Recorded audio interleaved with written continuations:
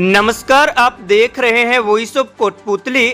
आपको सीधे ले चलते हैं कोटपुतली के ग्राम किरतपुरा में, जहां 3 साल की मासूम पिछले 73 घंटों से बोरवेल में जिंदगी से जंग लड़ रही है।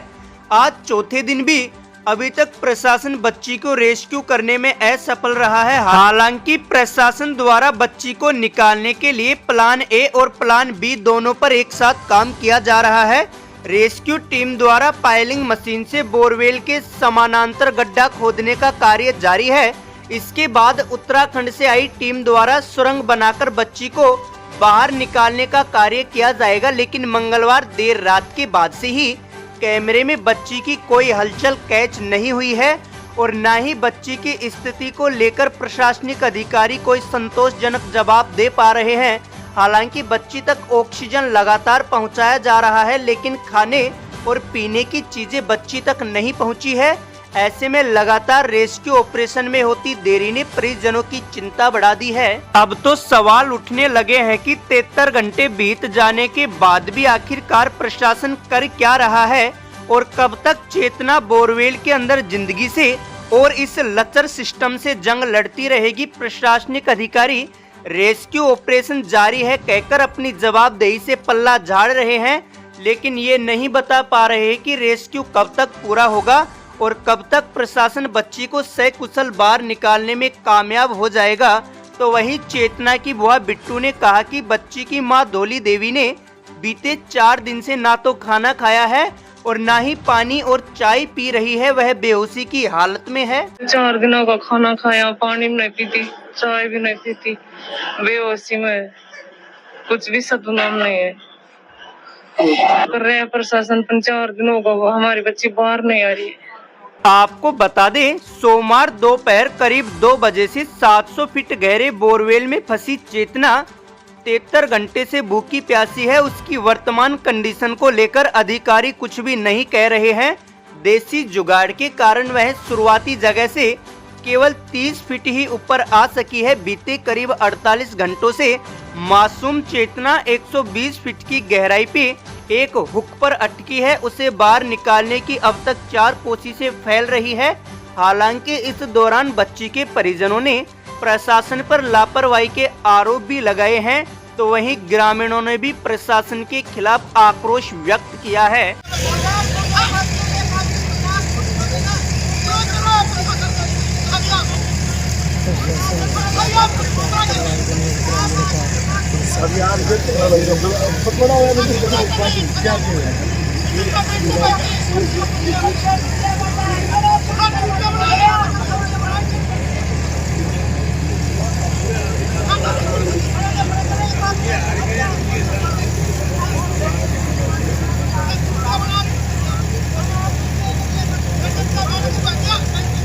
रेस्क्यू ऑपरेशन में देरी ने परिजनों की चिंता बढ़ा दी है कि कहीं प्रशासन की लापरवाही मासूम चेतना पर भारी न पड़ जाए। हालांकि प्रशासन लगातार दावा कर रहा है कि चेतना को बचाने के लिए रेस्क्यू अभियान जारी है, लेकिन कब तक चेतना को सुरक्षित निकाल लिया जाएगा, इस पर प्रशासनिक अधिकारियों की चुप्पी टूटने का नाम नहीं ले रही। तो वहीं रेस्क्यू ऑपरेशन को लेकर जिला कलेक्टर कल्पना अग्रवाल ने बताया कि पाइलिंग मशीन से लगातार खुदाई की जा रही है।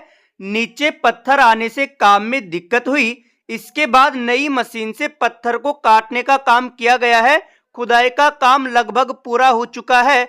ऐसे में उम्मीद जताई जा रही है कि एनडीआरएफ की टीम जल्द ही बच्ची को सुरक्षित बाहर निकाल लेगी।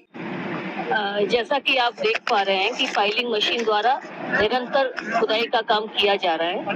बीच में हार्ड रॉक की स्टेटस आने से, थोड़ा पथरीला लैंड आने से थोड़ी सी काम में बाधा हुई, परंतु ये हमारे लिए, सबके लिए अच्छी बात रही कि हमने एक एडिशनल पाइलिंग मशीन मंगवा रखी थी।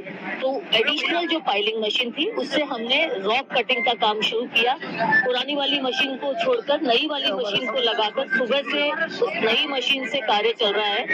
और जितना भी पथरीला पोर्शन, अब जो नीचे का पोर्शन है थोड़ा पथरीला है, हार्ड है, तो उसको निकालने में, उसको खोदने में थोड़ा समय लग रहा है, परंतु अब लगभग वो जो खुदाई का काम है लगभग काफी हो चुका है।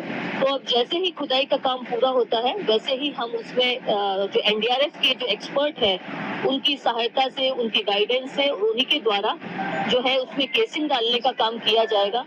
और उसमें केसिंग डालने के बाद एक हॉरिजॉन्टल टनल बनाकर जिसकी खुदाई मैनुअली की जाएगी और जो कि एनडीआरएफ के एक्सपर्ट लोग हैं उनके द्वारा उसकी मैनुअल टनल खोदकर बच्ची को सुरक्षित बाहर निकालने का प्रयास करेंगे। 4 आवर्स हो गया मैम, उनका आपने जो टेक्निकलिटी बताई है वो सब मान रहे हैं, और कितना वक्त लगेगा इस पूरे रेस्क्यू ऑपरेशन में?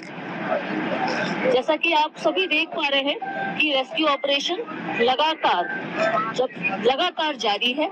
जैसे भी परिस्थिति हो रही है, कभी रॉकी स्ट्रेटा मिल रहा है, कभी कोई चीज जो है मिट्टी गीली होने से मिट्टी ऊपर से गिर रही है, तो इसलिए जो भी परिस्थिति हो रही है उस हिसाब से तुरंत उसी तरह की मशीनरी मंगाई जा रही है, उसी हिसाब से उसी तरह के एक्सपर्ट मंगाए जा रहे हैं, उसी तरह के लोग मंगाकर और पूरी व्यवस्था की जा रही है। और जितना जल्दी संभव हो सके हम सब, आप सब दुआ कर रहे हैं, हम सब यही कोशिश कर रहे हैं कि जल्दी से जल्दी बच्ची को बाहर निकालें। कंडीशन के बारे में कुछ बताएंगे आप? ऐसा तो अभी कुछ हम सभी यही दुआ कर रहे हैं कि वो सुरक्षित बाहर निकले बच्चे। मैम टनल के अंदर तो क्या रेड माइनर जाएगी या एनडीआरएफ की टीम जाएगी? जो भी उचित होगा, एनडीआरएफ की गाइडलाइन में काम होगा, जो भी मौके की परिस्थिति के अनुसार जो भी उचित होगा उस हिसाब से खुदाई की जाएगी। पूरे रेस्क्यू को कौन देख रहा है, किसकी जिम्मेदारी के पीछे काम हो रहा है, ये थोड़ा सा बताइए। एनडीआरएफ के मार्गदर्शन में काम हो रहा है, ये एक्सपर्टाइज है इन्हीं के पास। ये हमारा जो गवर्नमेंट ऑफ इंडिया की ये एक्सपर्ट जो है, जो डिजास्टर मैनेजमेंट डिपार्टमेंट है उसकी जो है एनडीआरएफ गवर्नमेंट ऑफ इंडिया का फोर्स है और एसडीआरएफ हमारा स्टेट का फोर्स है। एसडीआरएफ और एनडीआरएफ दोनों लगे हुए हैं, इसके अलावा सिविल डिफेंस लगी हुई है, आरएसी है, सभी लोग पर मुख्यतः ये पूरा मार्गदर्शन एनडीआरएफ की गाइडलाइन में हो रहा है क्योंकि उन्हीं के पास मैम प्लान बी में अब जो नीचे जाएंगे तो टनल में जाएंगे तो कितने सदस्यों की टीम जाएगी?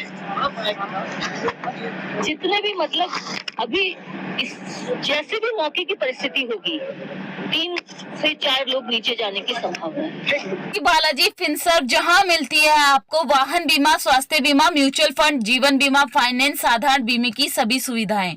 कार्यालय बानसूर महाविद्यालय के पास, बाईपास रोड बानसूर। मुख्य कार्यालय लालकोठी कोटपुतली। अधिक जानकारी के लिए संपर्क करें 8302367656।